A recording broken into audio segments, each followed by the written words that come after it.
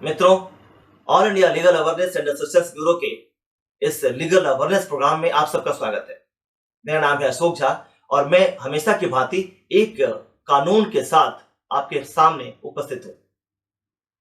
मित्रों, कुछ दिन पहले की बात है जब इलाहाबाद हाई कोर्ट के एक खंडपीठ ने एक याचिका पर बात करते हुए कहा था कि सरफेसी एक्ट के धारा 14 के अंतर्गत जो सहायता अधिकारियों को, इन वित्तीय कंपनियों को, बैंक को, एनबीएफसी को दिया जाना चाहिए वो नहीं हो रहा है। यानी उनकी ऋण की वसूली में जो डिफॉल्टर्स हैं उनके कोलेटरल, उनके जमीन की नीलामी में इनकी सहायता उतनी नहीं मिल पा रही है जो मिलनी चाहिए। तो मित्रों, आज के सेशन में मैं बात करूंगा कि आखिर वो सरफेसी एक्ट क्या है, इसके अंतर्गत बैंकों को और एनबीएफसी को क्या अधिकार मिले हैं और साथ ही साथ इस एक्ट के अंतर्गत सरसाई का गठन क्यों किया गया। मित्रों, आगे बढ़ूं उसके पहले मैं बता दूं आपको कि लोन आज हमारे जीवन का एक इंटीग्रल पार्ट हो गया है। चाहे मोबाइल खरीदना हो या बड़े बड़े घर खरीदने हो या फिर बिजनेस के लिए पैसे चाहिए हो, सब के लिए बैंक और एनबीएफसी हमारे साथ खड़े हैं और ये हमारा काम आसान कर देते हैं क्योंकि हम एक मुश्त पैसा नहीं पे कर सकते और यहां पे बैंक एक मुश्त पैसा पे करता है उसके लिए और हमसे इंस्टॉलमेंट में एक टेन्योर के लिए हमसे वसूल लेता है, ईएमआई के रूप में हमसे वसूलता है, जो हमारे लिए पे करना आसान हो जाता है।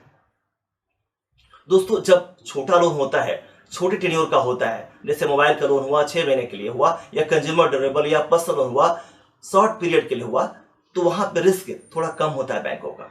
लेकिन जब यही लोन बड़े टेन्योर के लिए होता है, बड़ा अमाउंट के लिए होता है, जब आप घर खरीदते हैं करोड़ों में, लाखों में, आपके बिजनेस के लिए करोड़ों की जरूरत पड़ती है, तो यहां पे बैंकों के लिए बड़ा रिस्क होता है और इस बड़ा रिस्क को बैलेंस करने के लिए बैंक हमसे कोलेटरल की डिमांड करते हैं। कोलेटरल का मतलब हुआ खास करके ज्यादातर प्रॉपर्टी, जहां पे रेजिडेंशियल आपकी प्रॉपर्टी हो, कमर्शियल हो, प्लॉट्स हो, इंडस्ट्रियल हो, वो बैंक अपने पास में गिरवी रखता है। जब तक लोन चलता है तब तक बैंक के पास होता है, जब लोन खत्म होता है बैंक से आपके पास आ जाता है। दोस्तों, जब भी आपको लोन की जरूरत पड़ती है, एक बड़ा लोन चाहिए होता है, तो आप बैंक के पास जाते हैं। बैंक आपके क्रेडिबिलिटी को चेक करता है, आपने लोन लिया हुआ है तो आपने ठीक से किसी को रिपेमेंट किया है कि नहीं किया, वो चेक करता है। साथ ही साथ आपकी एलिजिबिलिटी को चेक करता है कि आपकी कैपेसिटी कितनी है, आप कितने कैपेबल हैं, कितने तक के ईएमआई को पे कर सकते हैं। उसके आधार पे एक लोन अमाउंट डिसाइड होता है, ऐसा नहीं कि जो मांगा वो मिल गया। साथ ही साथ वो कोलेटरल का भी असेसमेंट करता है कि इस कोलेटरल को क्या मैं बेच सकता हूं या नहीं बेच सकता हूं, इसकी वैल्यू कितनी है और इस कोलेटरल पे आपके प्रोफाइल के आधार पे कितना परसेंट, कितना एलटीवी, लोन टू वैल्यू आपको दिया जा सकता है, वो डिसाइड करता है। आपको पैसे मिल जाते हैं और आप उसको धीरे धीरे इंस्टॉलमेंट में या इंटरेस्ट के रूप में बैंक को रीपे करते हैं। लेकिन अगर किसी कारण आप नहीं पे कर पाए या फिर आपका इंटेंशन है कि नहीं पे कर पाऊं, उस कंडीशन में बैंक क्या करेगा। तो जब ये एक्ट आया था, सरफेसी एक्ट, उसके पहले बैंक आपसे रिक्वेस्ट किया कर रहा था कि पैसे लौटाओ। जब बोरोवर लौटाता नहीं था तो बैंक कोर्ट में जाया करता था, सामान्य कोर्ट में। और आपको पता है हमारे सामान्य कोर्ट की हालत क्या है, दुनिया भर के मुकदमे चल रहे हैं, तो बहुत ही टाइम लगता है, तारीख पे तारीख वाली बात है, जिससे जो ऋण दाता थे, जो लैंडर्स थे, जो बैंक थी, एनबीएफसी थी, उनके पैसे स्टक हुआ करता था। काफी समय तक वो पैसे की वसूली नहीं कर पाते थे, उसकी प्रॉपर्टी को बेच नहीं पाते थे और ये बड़ी समस्या थी, जिसके चलते एक तो बैंकों के पास लिक्विडिटी का अभाव होता था, उन्हें लॉस हुआ करता था, और दूसरा जो लोग एलिजिबल हैं, जो अपने बिजनेस को बढ़ाना चाहते हैं, जिनको लोन की आवश्यकता है, उनको भी लोन मिलने में दिक्कतें होती थी।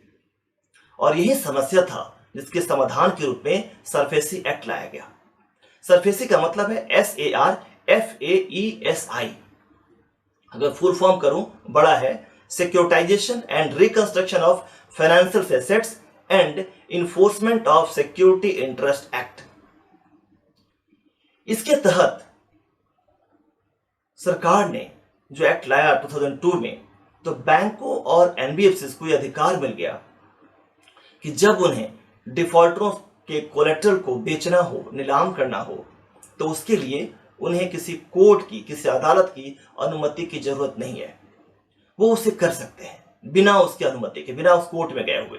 हालांकि उसके लिए डीआरटी भी है, लेकिन डीआरटी में भी एक टाइम फिक्स कर दिया गया, इस टाइम तक इसको निपटारा करना है, ताकि जल्दी से जल्दी वो पैसे की रिकवरी हो सके, बैंक और एनबीएफसी के पास में उनका पैसा वापस आ सके।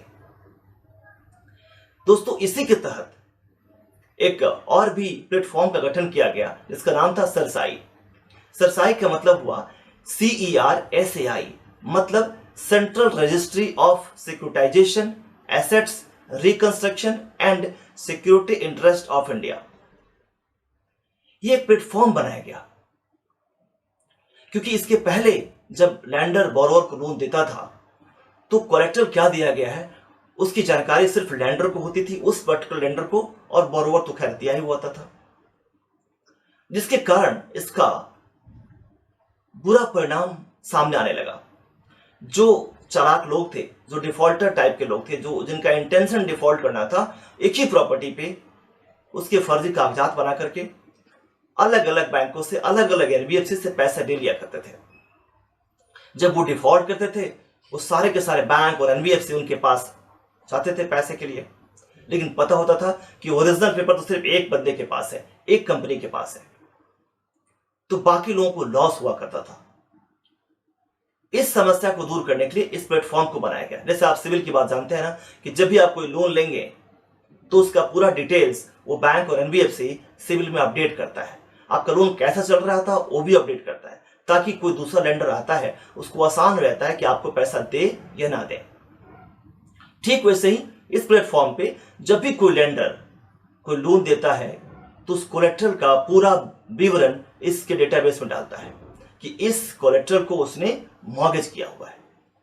और इसका फायदा यह होता है कि जब भी कोई दूसरा लेंडर लोन देने की बात करता है तो उस डेटाबेस में उस कोलेट्रल के बारे में सर्च कर लेता है कि ये कोलेट्रल, ये प्रॉपर्टी किसी और बैंक या एनबीएफसी में मॉर्गेज है या नहीं है।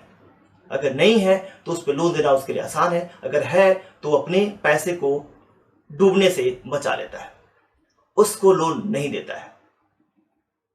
दोस्तों, ये सरफेसी एक्ट और ये सरसाई प्लेटफॉर्म दोनों ही आज बैंकों के लिए और एनबीएफसी के लिए वरदान साबित हो रहे हैं। हालांकि उसके बावजूद भी डिफॉल्ट हो रहा है, बैंकों का घाटा हो रहा है, उसके कई सारे कारण हैं, लेकिन ये एक्ट एक अच्छा हथियार साबित हुआ है बैंकों को अपनी रिकवरी करने में। तो मित्रों, आज के लिए इतना ही। आपको ये एक्ट समझ में आ गया होगा। मिलता हूं किसी और एक्ट के साथ में, तब तक आप सबको नमस्कार, धन्यवाद।